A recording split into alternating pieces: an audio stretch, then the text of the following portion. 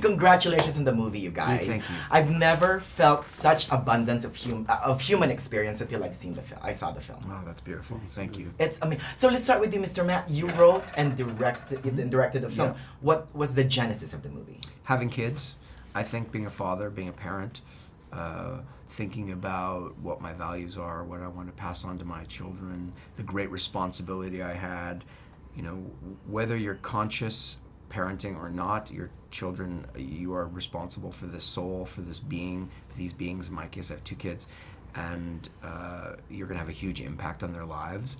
And I was really thinking about how present I was in their lives, how present I wanted to be, and so I started thinking about a father, played by Viggo, and who's given up really his professional ambitions to devote every waking moment to his children, and what that would be like. And it brought up a lot of questions. Is that a good thing? Is that too much? Where's the balance? And so I put all these questions I had about being a parent into the story. Great writing, great directing, and also great acting, Mr. Viggo. It's the most layered performance I've seen this year. I mean, you're a loving father, yet you're also kind of sort of stern and stuck with your beliefs. Yeah. It's one of the most, just reading the script, I thought, this is an amazing character. I mean, he's very complicated. I'm reading the story and I'm thinking about him and thinking about the whole family. I love them. I think they're amazing. I wish I could be like that. And then at certain points in the story, I thought, no, they're crazy. This is too much. They're insane. And back and forth, and now he's wrong. He's gone to and now what's he gonna do? And I was like, it was like I was watching the movie as I was reading, which is the best possible thing. Doesn't happen that much. I'm turning the page, going, what's he gonna do? How's he gonna deal with the fact that he's a little crazy? Is he gonna realize that? Is he gonna make some changes for his own good, for his family? And that does happen. So it was a roller coaster ride just reading it. I was laughing. I was moved to tears by certain things, just imagining this on screen. And I finished and I thought, well, I can't wait to meet the director and talk about this. And when we sat down and talked for the first time, we were going to meet for a cup of coffee. We talked for like 4 hours about being parents a lot, all kinds of things.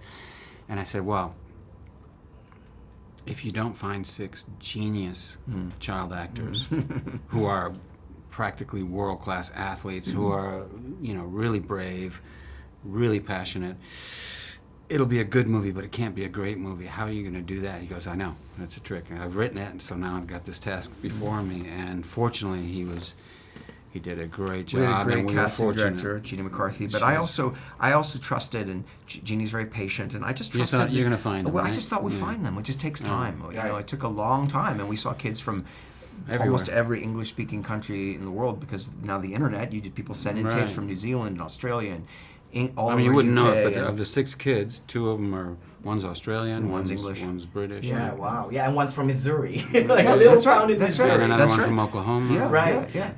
Normally in an ensemble cast, you always have a favorite, especially with the kids. You have, I love this.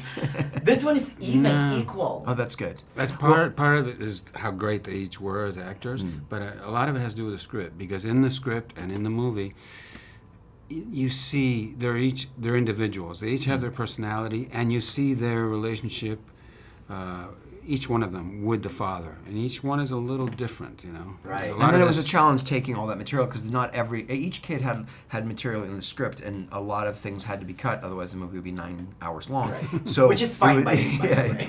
Maybe you it would be a could TV have show. Director's cut. The director's cut. There you go. So Joe Krings, the editor, and I were very conscious of trying to make sure that every child had material, that everyone had a part, that their parts were never diminished to the point that you didn't know who they were, and the balance. So they're all balanced equally. In some Exactly, way. and it's also balanced equally in your point of view. I mean, it's not just black or white. No. Frank Langella's character, you understand him. Yeah. Totally. Well, that's what's one of the things that's great about the story.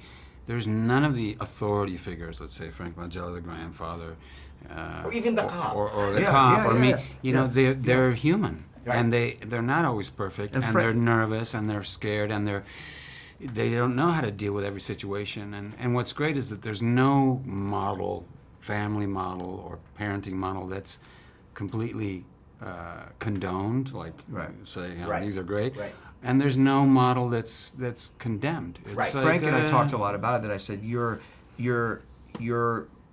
antagonistic toward Ben, but you're not the antagonist. Right. You know, and he was very important to him not to be a bad guy. It And was you very love the important- kids as much as Ben does. Yeah, in that's your right. way. Exactly. Yeah. Everyone's shades of gray. Oh, You know? thank you so much. Thank you for Thank you. making me laugh and cry. Thank you. And think at the same time. It's hard to do. Thank you. I'm glad you had all those reactions. That's Thanks a beautiful. lot. Thank you so much. Visit us in Palm Springs again. I would love to. I would love to. Did you go down there and do it? I did.